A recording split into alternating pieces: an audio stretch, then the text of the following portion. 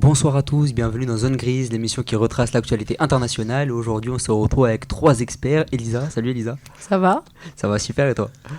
Tristan, Toujours toujours là, fidèle toujours au là. poste. Exactement. Et Salomé. Salut. Comment ça va Salomé? Ça va et toi? Ça va super. Alors, une actualité encore très riche avec ce qui se passe du côté d'Israël, de l'Iran, du Liban. Ce lundi 30 mars, l'armée israélienne a annoncé avoir répondu à une attaque de missiles lancée par l'Iran. Israël, par l'intermédiaire de son réseau Telegram, a confirmé mettre en œuvre des mesures afin d'intercepter la menace. L'Iran a de son côté confirmé la mort du commandant de la marine des gardiens de la révolution. En plus de sa guerre menée face à l'Iran depuis plus d'un mois désormais, Israël poursuit son incursion terrestre face au Hezbollah en terre libanaise. Engagés depuis début mars au Liban, les soldats israéliens ont pour ambition d'élargir une zone tampon entre le Hezbollah et la population du nord du pays, dirigée par Benyamin Netanyahou. En marge de ce contexte géopolitique tendu, l'ONU a annoncé ce matin la mort d'un soldat des casques bleus déployé dans le sud du Liban.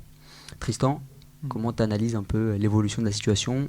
On ne parvient toujours pas à un accord de paix, c'est même pire, on s'enlise dans la crise. J'ai l'impression que c'est toujours sans fin. Je ne sais pas ce qu'en pensent les compatriotes autour de la table, mais j'ai vraiment l'impression que c'est quelque chose qui tourne en rond. Néanmoins, je pense que ce qui serait intéressant, c'est par exemple de faire une petite digression sur les États-Unis et on va dire leur rôle lié à ce conflit, etc., etc. Parce que par exemple, on a pu voir récemment que au sein même de la politique, par exemple, de Donald Trump et du camp républicain, il y avait énormément de personnes qui se désolidarisaient, de plus en plus. À se désolidariser des politiques qui étaient menées, et notamment certaines personnes du camp républicain qui disaient qu'il faudrait par exemple revoir la relation par exemple avec Israël, ce genre de choses. Donc moi c'est surtout ça que je retiens de ce conflit-là, si je pouvais me permettre une petite digression. Je suis totalement d'accord avec ton analyse. D'ailleurs, transition toute faite, on va passer avec Donald Trump. Ce lundi matin, le prix du pétrole a continué à augmenter, poussant ainsi les grandes puissances mondiales à se mettre en quête de solutions. Donald Trump a déclaré avoir négocié le passage de 20 pétroliers avec l'Iran par l'intermédiaire du stratégique détroit d'Ormuz. Le président américain a également laissé planer la menace d'une offensive sur l'île de Karg. Cette parcelle de terre fait transiter 90% du pétrole iranien et est au cœur des ambitions américaines depuis le déclenchement de la guerre en fin février dernier. Donald Trump s'est par ailleurs targué dans la nuit de dimanche à lundi d'avoir obtenu un changement de régime en Iran. L'Iran a ce matin jugé irréaliste et excessive les propositions de Washington en vue d'un accord de paix. Elisa, comment est-ce que tu analyses la situation? Eh bien, concernant justement les États-Unis et l'Iran, on voit que la situation finalement ne s'améliore pas au niveau du détroit d'Ormuz, ce qui incombe de fortes répercussions au niveau du pétrole en France. Encore ce matin, il y a eu un blocage qui a voulu se faire à Paris et je viens de voir même que finalement Trump menace de menacer finalement les infrastructures pétrolières si le détroit d'Ormuz ne se réouvre pas. Donc finalement la situation s'enlise et rien n'avance. C'est toujours la même chose du côté finalement de l'Iran, de ce conflit. Exactement, on a une escalade du conflit depuis un mois, un conflit qui a éclaté depuis un mois désormais et on ne voit toujours pas de solution prise. On va venir maintenant du côté de l'Europe. Ce lundi, l'Union européenne a annoncé revoir à la hausse ses quotas de pêche dans l'Atlantique Nord pour l'année 2026, une décision qui alerte les scientifiques et qui relance les débats sur la préservation des espèces concernées à l'heure où les questions écologiques sont devenues primordiales. En décembre, l'Union européenne s'était engagée à une baisse de 70% des captures en 2026 par rapport à l'année 2025. Ce lundi, une baisse de 48% a finalement été annoncée, suscitant les désaccords de nombreuses organisations climatiques. Le maquereau est l'espèce la plus menacée par la pêche à grande échelle. Des pays comme le Royaume-Uni, l'Islande ou encore la Norvège sont accusés de puiser dans les ressources et de mettre en danger la biodiversité. La surpêche est un enjeu majeur au cœur de nombreuses tensions géopolitiques. Elisa, là on revient un peu sur l'Union européenne, on s'éloigne un peu du Moyen-Orient. Comment est-ce que tu analyses la situation écologique, la portée écologique de cette question? La portée écologique, les scientifiques donc mettent en garde justement à cette baisse de pourcentage concernant le maquereau, puisque c'est tout de même une espèce qui est menacée de plus en plus. Seulement, on voit que les pays nordiques, eux, étaient déjà à 48%, et l'Union européenne souhaitait être à 70%. Donc finalement, il y a quand même un écart majeur entre les deux pays, et surtout une inégalité. Donc, qui n'est absolument pas profitable pour les pêcheurs européens. Et finalement, on voit que l'Union européenne, qui revient au même nombre de pourcentage que les pays nordiques, va faire du bien aux pêcheurs. Effectivement, écologiquement parlant, ce n'est pas ce qu'il y a de mieux, mais économiquement, c'est tout de même bénéfique pour eux. Donc finalement, deux poids, deux mesures. Ouais. Moi, je voulais rajouter quelque chose par rapport à ces bateaux-là. Ils n'ont pas les mêmes normes, que les normes qui sont appliquées aux pêcheurs français. Et sur l'écologie, ils vont venir racler vraiment les fonds marins. Et ça provoque des problématiques environnementales qui sont désastreuses. Et c'est des choses qu'on refuse d'accepter pour nos pêcheurs français, mais qu'on va venir accepter de la part d'organisations et de pays à l'étranger. Donc encore une fois, un peu comme avec le Mercosur, il y a vraiment un paradoxe entre ce qui est accepté, nous, en France, avec les travailleurs français, et ce qui est mis en place avec l'Union européenne, qui vient créer vraiment un gros fossé. Et c'est surtout ça qui pose problème, en plus de l'aspect écologique. C'est un peu ce que disait Elisa sur le deux poids, deux Non, mesures. elle a rajouté, et finalement, c'est vrai, puisque là, justement, l'Union européenne s'en veut, entre guillemets, justement. La France, elle n'a rien dit, puisque effectivement, c'est vrai que c'est plutôt profitable, mais elle s'en veut, et elle veut entrer justement en pourparlers avec ces pays nordiques pour justement ces raisons écologiques qui sont affreuses. Il y a des super reportages qui expliquent bien ça. Donc je vous invite à aller vous renseigner plus en profondeur là-dessus. En tout cas, c'est une problématique qui est de plus en plus présente dans les discussions internationales. Tout ce qui est normes écologiques, etc., ça prend de plus en plus d'ampleur. Et on conclut ces brèves avec la Nouvelle-Calédonie. Le projet de réforme constitutionnelle sur la Nouvelle-Calédonie fait face à une large vague d'amendements. Ce projet, récemment rejeté en commission à l'Assemblée nationale, prévoit un référendum où les Calédoniens trancheront sur la création d'un État de Nouvelle-Calédonie doté d'une nationalité propre. 3000 amendements ont été déposés concernant un texte fortement décrié. L'une des principales mesures évoque l'élargissement du corps électoral. Cette partie du texte n'est pas au goût des indépendantistes qui voient une baisse de l'influence du vote kanak, la population autochtone de l'île. Le texte doit être soumis mercredi à l'hémicycle tandis que l'ombre d'un rejet plane. En cas de rejet, le texte serait renvoyé vers le Sénat. Les prochains jours devraient être décisifs dans l'avenir de la Nouvelle-Calédonie. Salomé, on se rapproche de plus en plus d'une indépendance de la Nouvelle-Calédonie. C'est compliqué à dire.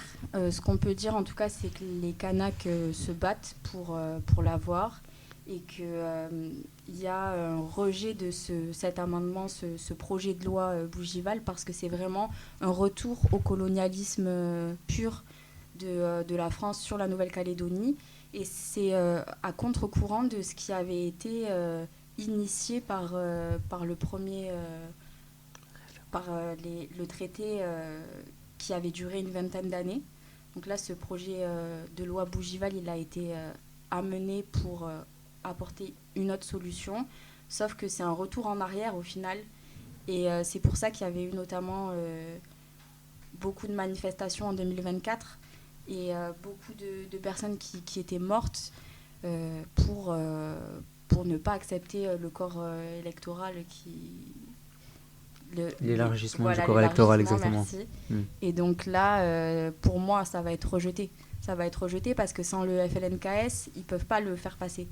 Donc c'est sûr à 100% que le FLNKS n'acceptera pas ce projet de loi. Donc ça va être repoussé encore une fois, et ça pose un problème au niveau démocratique, puisque par exemple, leur élection municipale, eux, ils n'ont pas pu les voter parce que c'est long ce processus. Et ça permet de garder des personnes au pouvoir qui n'ont plus leur place finalement.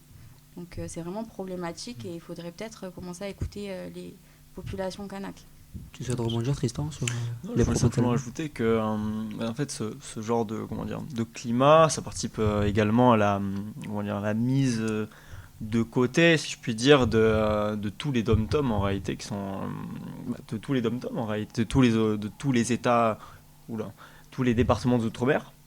Par exemple, notamment pour ce qui concerne la Guadeloupe ou la Martinique, je trouve que ça participe également à ce climat-là. Donc ce sont des questions que la France, conjointement avec les dom-toms, devront régler au fur et à mesure des années aussi. On va conclure ces brèves là-dessus. On va maintenant passer à votre partie préférée, les chroniques. On va commencer par la chronique du temps long, avec un événement très médiatisé ce week-end du côté de la principauté monégasque, puisque c'était la venue du pape. Elisa, tu vas nous en parler dans ta chronique du temps long. Et oui, donc pour le temps long de cette émission qui m'avait un peu manqué, je dois dire, nous allons aborder la venue du pape Léon XIV à Monaco dans le cadre d'une visite apostolique très courte d'environ une journée. Et la visite du pape à Monaco n'est pas un simple déplacement protocolaire, c'est un événement rare, historique, qui en dit beaucoup plus que la seule relation entre le Vatican et la principauté. Et en venant à Monaco, le pape Léon XIV a posé un acte à la fois religieux, diplomatique et symbolique, dans un état minuscule par la taille, mais immense par la force de son image et de sa foi. Et pourquoi cette visite ? D'abord parce qu'elle s'inscrit dans une relation ancienne entre Monaco et le Saint-Siège. La principauté a construit son identité sur une longue fidélité au catholicisme, et cette proximité avec le Vatican fait partie de son histoire politique autant que spirituelle. Ensuite, parce que Monaco reste un territoire où le catholicisme conserve une place particulière dans l'espace public, puisque c'est la religion d'État, et 82% des résidents sont catholiques. Recevoir le pape, c'est donc affirmer une continuité, celle d'un État qui revendique ses racines tout en restant pleinement inséré dans la modernité européenne. Et le geste est aussi diplomatique. Le prince Albert II de Monaco a invité le pape. Et cette invitation s'inscrit dans une logique de reconnaissance mutuelle. L'invitation du prince Albert II n'est donc pas un simple protocole de courtoisie, c'est une manière d'affirmer que Monaco et le Saint-Siège entretiennent une relation de confiance fondée sur une longue histoire commune. Et en effet, Monaco est un partenaire singulier, à la fois fidèle à son héritage catholique et utile comme point d'appui diplomatique en Europe, ce qui explique l'acceptation rapide de l'invitation. Et Monaco, vous l'aurez donc compris, n'est pas seulement une principauté riche et mondialisée.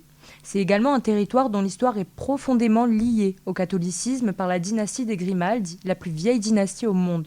La venue du pape remet tout cela en lumière et elle donne à Monaco une visibilité internationale particulière bien au-delà de ce qu'elle n'a déjà. Et le lien entre Monaco et le Vatican est ancien. C'est construit sur plusieurs siècles à travers des relations politiques, ecclésiastiques et institutionnelles, et la visite actuelle s'inscrit donc dans une relation de longue durée. Elle n'est pas un accident de calendrier, mais le prolongement d'une histoire commune, et c'est précisément ce qui en fait un événement fort. Sur le plan géopolitique, cette visite en dit long sur la place des petits États dans le monde contemporain. Monaco n'a ni puissance militaire, ni poids démographique, mais il dispose d'un capital symbolique considérable. Grâce au Vatican, ces deux pays continuent de faire de la diplomatie par les gestes et par les lieux, et ensemble ils donnent à voir une autre forme de puissance, celle de la mémoire, de la tradition et de l'influence morale. C'est aussi un signal adressé à une Europe en recomposition. Dans un continent très peu sécularisé, la présence du pape à Monaco rappelle que le fait religieux reste un acteur public et que certaines monarchies européennes continuent d'assumer une identité chrétienne comme l'Espagne. Autrement dit, ce voyage n'est pas tourné vers le passé. Il interroge aussi le présent. Quelle place reste-t-il pour le religieux dans l'Europe d'aujourd'hui ? Et pour finir sur ces belles paroles, le discours du pape Léon XIV a surtout parlé à la jeunesse, comme son prédécesseur lors de sa visite à Ajaccio. Puis il a parlé de paix, de justice sociale, de dignité humaine et de responsabilité morale. Il a rappelé que la paix ne se limite pas à l'absence de guerre, mais c'est une œuvre de ceux qui voient dans l'autre un frère à protéger et non un ennemi à abattre, je cite. Et enfin, le pape a insisté sur le respect de la vie humaine à chaque étape, de la conception à la fin naturelle, ce qui peut être entendu comme un message aux États européens qui débattent de ces questions éthiques et un clin d'œil à la France qui a constitutionnalisé le droit à l'IVG. Et en ce sens, la visite du pape à Monaco est bien plus qu'un cérémonial, c'est un geste de souveraineté, de mémoire et d'influence. Un événement court dans sa durée, mais lourd de sens dans sa portée. Merci beaucoup Elisa. Tu as soulevé plusieurs symboles de la venue du pape, Oui. et c'est vrai que c'est assez paradoxal dans un monde de plus en plus violent et militarisé de voir le pape s'aventurer dans une principauté ou dans un tout petit pays qui n'est pas doté de grandes puissances militaires. Donc c'est assez intéressant et c'est tout un symbole dans une Europe qui commence à s'engager évidemment dans des guerres, etc. De voir le pape dans un tout petit État. Est-ce que toi aussi tu analyses finalement ce symbole-là de venir dans un pays, dans un tout petit pays qui n'est pas militarisé du tout, qui est un peu un symbole de paix ou pas ? Eh bien, il y a plusieurs choses. Tout d'abord parce que, déjà, c'est rigolo, puisque c'est le deuxième plus petit pays au monde, Monaco, après le Vatican. Et surtout parce que c'est un des rares États catholiques. Ce qui est vraiment, il y a deux choses qui les rapprochent chacun. Donc en fait, ça a été une demande spontanée à une réponse spontanée. Donc je pense déjà, par les liens historiques qu'entretiennent le Vatican et Monaco, il y a eu la venue, mais aussi parce que c'est un peu un moment opportun. pour le pape avec ce qui se passe en Iran. Il s'est dit effectivement avec tout ce qui se passe actuellement, et c'est pour ça qu'il y a eu ce message de paix, il a vraiment insisté concernant justement les guerres dans le monde. Ce n'est pas un monde de grande puissance, il a dit le pape. Et en fait, c'était un pic aux États-Unis par rapport, et aussi aux autres pays dans le Moyen-Orient, par rapport à ce qui se passe actuellement, puisque tout le monde se croit tout permis finalement. Donc il en a profité pour faire évidemment un message à la jeunesse, puisque nous sommes en semaine sainte, à la fin de la semaine les gens vont se faire baptiser, donc le moment est tout particulièrement opportun pour sa venue, très symbolique également, mais aussi parce que les circonstances géopolitiques lui obligent. Merci beaucoup Elisa, en tout cas c'est très intéressant et très ancré dans l'actualité. Ce qui est assez spécial dans l'émission de cette semaine, c'est qu'on a 2 rubriques en terre inconnue. On a tout d'abord Tristan, parce qu'on va commencer par Tristan qui va nous emmener en terre inconnue du côté de l'Afrique avec le royaume du Bouganda, et après on s'aventurera en Amérique du Sud. Effectivement. Donc moi, je dois l'avouer, pour faire cette chronique de base, je n'avais pas forcément énormément d'inspiration. Donc je suis allé piocher dans mes anciens cours de faculté en L3, en fac d'histoire. Donc aujourd'hui, je vais vous emmener dans l'actuel Ouganda, dans l'Afrique des Grands Lacs, dans le royaume du Bouganda. Donc le royaume du Bouganda, c'est historiquement on va dire le royaume le plus puissant d'Ouganda, parce que l'Ouganda était divisé en plusieurs royaumes au sein même du pays. Donc on se retrouve dans l'Afrique des Grands Lacs. L'Afrique des Grands Lacs, pour situer rapidement géographiquement, on est dans l'Afrique de l'Est, sud-est de l'Afrique, on va dire dans des régions, dans des États qui correspondent à l'actuel Burundi, Rwanda, Ouganda, l'Est de la RDC. Donc géographiquement, on se situe par là-bas. Donc là, je voulais répondre à la question suivante, c'est pourquoi la chute du royaume du Bouganda a été si brutale. Donc, pour répondre à cette question, on se donne rendez-vous au 19e siècle. Au 19e siècle, le royaume du Bouganda, c'est l'un des royaumes les plus puissants et structurés d'Afrique de l'Est. Et le royaume, il se structure autour de la figure du Kabaka. Le Kabaka, c'est le leader, c'est le roi, tout simplement, en son royaume. Donc, le royaume du Bouganda, il a une culture poétique centralisée, où le Kabaka, il représente l'organisation militaire, une organisation militaire solide. Et ce qu'il faut savoir à propos de ce royaume, c'est que c'est un royaume guerrier. C'est un royaume guerrier, en fait, c'est réellement ce qui va causer sa chute. Parce que c'est pas seulement un royaume guerrier, mais c'est un royaume prédateur. Et je vais expliquer pourquoi. Donc, c'est-à-dire que cette prédation va causer la perte du royaume.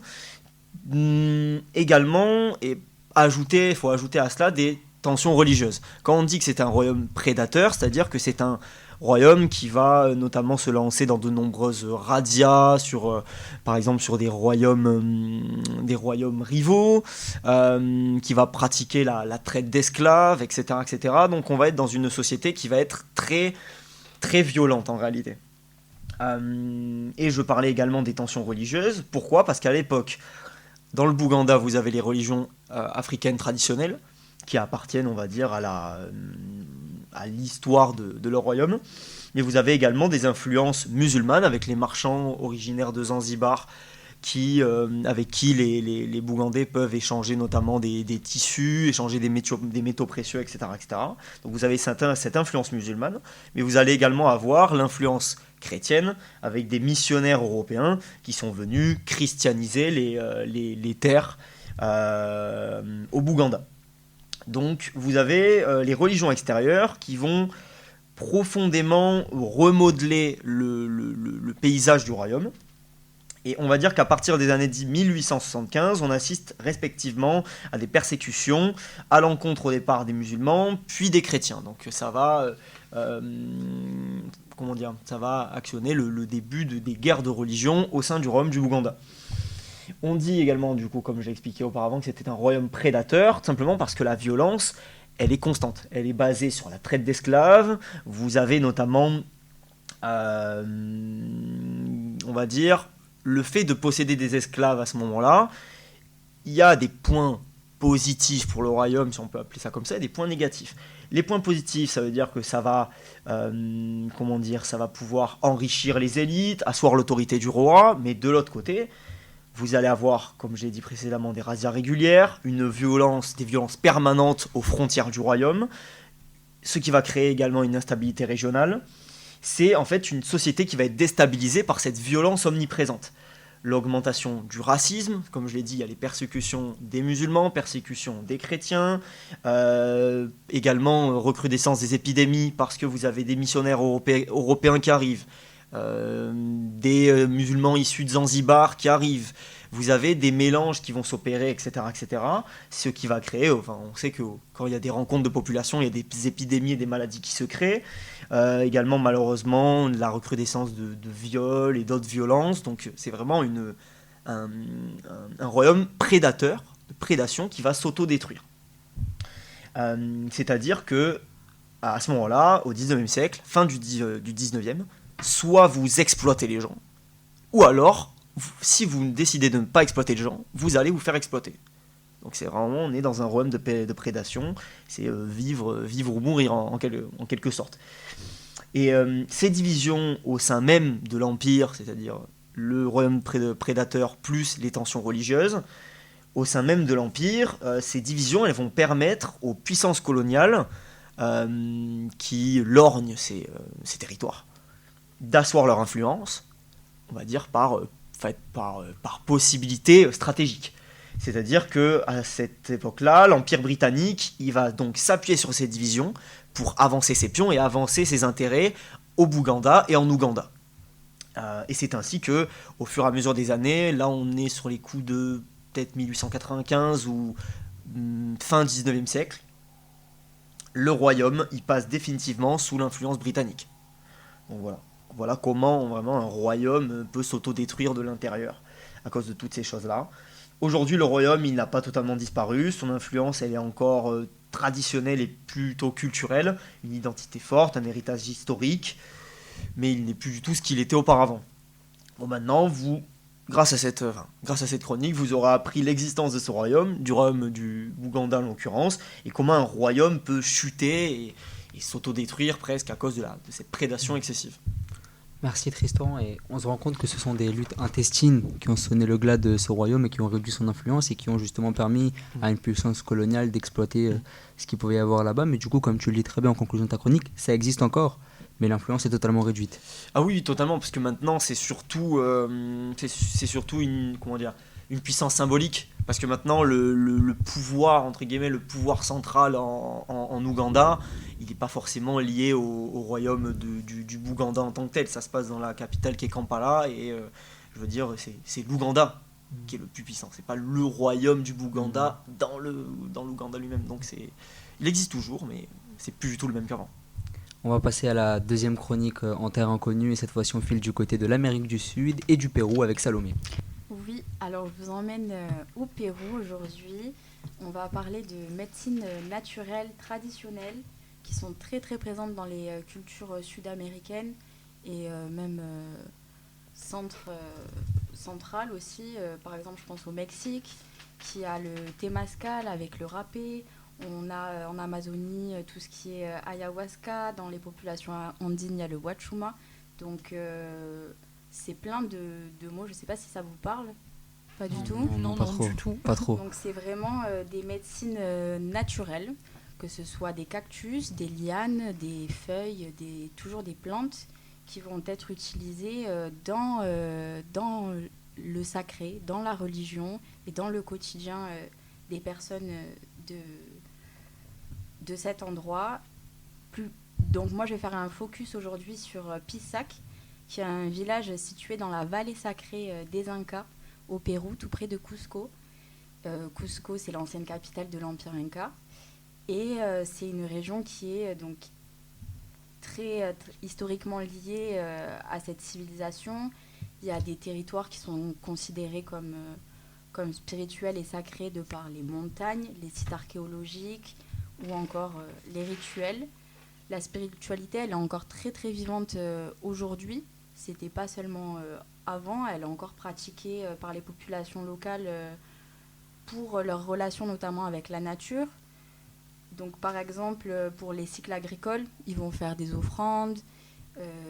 Dès qu'il y a quelque chose qui est demandé lors de rituels, c'est vraiment une relation de donnant-donnant avec la nature et la Pachamama qui fait donc partie intégrante de leur vie. Ils l'utilisent aussi pour guérir. Et il y a des guérisseurs, donc c'est des personnes qui apprennent à guérir depuis leur enfance, qui descendent de familles de guérisseurs et qui, eux, vont administrer les médecines traditionnelles aux personnes pour venir guérir. Ça peut guérir des dépressions, ça peut guérir tout un tas de maladies, et c'est quelque chose qui est profondément ancré. C'est leur mode de vie, c'est pas une expérience ponctuelle. Et c'est aussi par ça que je voulais venir aujourd'hui, c'est que Pissac, c'est devenu un peu aujourd'hui un pôle pour les populations occidentales. Par exemple, on retrouve pas mal de retraites spirituelles, de yoga et de médecine alternative qui sont très facilement accessibles là-bas. Il y a d'autres endroits comme par exemple au Costa Rica, au Mexique, où il y a plusieurs endroits clés en Amérique latine, en Amérique centrale, où on peut retrouver ces médecines traditionnelles qui peuvent être consommées très facilement. Et souvent les gens recherchent cette quête de sens, cette guérison, donc une reconnexion à soi et à la nature qui n'est pas forcément négative, mais il y a quand même des questions à se poser, notamment sur l'impact que ça a sur les populations locales, ça emmène à chaque fois une espèce de gentrification, mais aussi une dénaturation du sacré de la plante et de ces médecines traditionnelles. C'est important de pratiquer ça avec des personnes qui sont qualifiées, et ça amène à des dérives du coup où on va pouvoir voir, je sais pas, par exemple, on paye 500 € et on peut faire une retraite spirituelle d'ayahuasca. Est-ce que vous connaissez l'ayahuasca ? Non. Ça me dit quelque chose. Alors, pour vous expliquer un petit peu, l'ayahuasca, c'est une liane qui est prise, ça se retrouve en Amazonie, on la prend, on la mélange avec des feuilles, on fait lors de rituels et de cérémonies une espèce de soupe avec des chants. C'est des personnes qui sont nées là-dedans, normalement, qui la préparent, et les personnes qui vont la consommer, c'est une des plus grosses drogues, c'est la plus grosse drogue au monde. Et au niveau spirituel, ça a un niveau de conscience et d'éveillement qui est au maximum. Il n'y a pas plus fort. C'est pour ça qu'il faut faire très attention. Par exemple, avant de consommer de l'ayahuasca, on doit suivre un régime particulier de végétarisme. Après, c'est toute une étape aussi. C'est pas n'importe quoi. Il ne faut pas le prendre à la légère. Et ces dérives-là occidentales, ça peut amener des accidents, par exemple. Donc voilà, c'est vraiment quelque chose à ne pas prendre à la légère, et qui permettent de vraiment guérir des maladies, de se connecter à la nature. Et pour les populations andines, ça fait vraiment partie de leur quotidien. Avant chaque saison de pluie ou pas, de récolte, ils vont faire des cérémonies de Wachuma. Wachuma, c'est par exemple avec le cactus que tu bois aussi. Et on donne des intentions, et ça va on va venir communiquer plus facilement avec savoir ce qu'on doit faire, ce qu'on veut faire. Et c'est pour ça que c'est utilisé.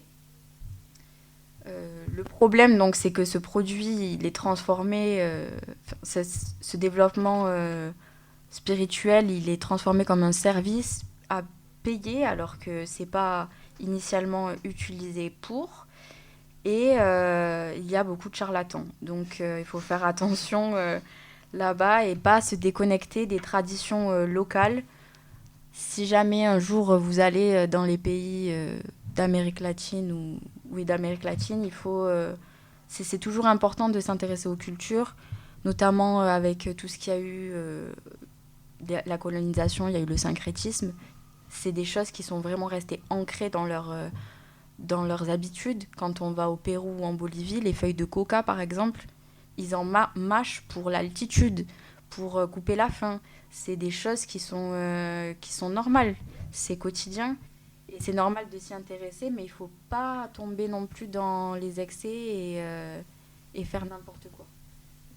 Donc voilà, c'était ma petite chronique sur les médecines traditionnelles qui sont ancestrales et millénaires. Merci beaucoup Salomé, et là aussi c'était très intéressant parce qu'on est vraiment parti en terre inconnue pour le coup, Ouais, avec vraiment. Vraiment, des vraiment. notions qu'on connaissait pas vraiment, qui nous étaient pas vraiment naturelles, mais du coup il y a une volonté de certaines personnes mal intentionnées d'engendrer du profit sur ces médecines naturelles qui à la base sont traditionnelles dans ces pays-là. Oui, alors ça c'est comme partout, il y a des gens malhonnêtes. Ça reste des personnes qui ont un minimum de connaissances parce qu'on ne peut pas s'improviser chaman, on appelle ça comme ça. C'est Les chaman. dérives du capitalisme. Ouais, c'est Ça, vraiment, c'est mais du tout. capitalisme. Et c'est triste parce Oui. que initialement, c'est pas fait pour, mais donc bien faire attention et être prêt même. Après, c'est la spiritualité, c'est propre à chacun, mais on sait que ça peut débloquer des niveaux psychiques et même au niveau du cerveau. L'ayahuasca, ces choses-là, c'est très très fort. Donc, pas faire n'importe quoi avec les médecines traditionnelles andines et d'Amazonie. Ouais, il faudrait arriver à une sorte de régulation Mais de ça, ce genre de médecine peut-être. Je pense pas que c'est pas nécessaire qu'il y ait une régulation parce que pour le coup, c'est vraiment consommer là-bas et réguler là-bas. Il n'y a personne qui va venir en Europe ramener de l'ayahuasca ou alors c'est à la marge. C'est vraiment à la marge et on pourrait même pas le réguler. Là-bas, ça reste quelque chose d'un cercle un petit peu de confiance dans lequel c'est les chamans et les guérisseurs qui administrent ces médecines traditionnelles. Et c'est pas partout qu'on peut en trouver. Il faut aller, par exemple, là je vous ai parlé de Pisac. Il y a énormément de chamans à Pisac. Si vous allez dans l'Amazonie péruvienne, il y a plus de possibilités aussi d'en trouver. Au Mexique, enfin certains endroits d'Amérique latine où par contre l'accès est complètement facile puisque c'est le quotidien des gens qui habitent. Je ne sais pas si vous voyez la différence. Ouais, absolument. Mais, Bien sûr. voilà, donc pas forcément une régulation, plus une mise en garde. J'avais envie de faire ça plus pour faire Sûr. une mise en garde. Ouais, une sensibilisation. Très bien Voilà, fait. sensibilisation. Merci beaucoup Salomé. En tout cas, merci à vous d'être venu participer à cette émission, la 17e déjà Yeah. de la saison. Donc voilà, merci à vous trois d'être passés. On se retrouve la semaine prochaine. Bonne soirée à vous. la semaine Merci prochaine. également.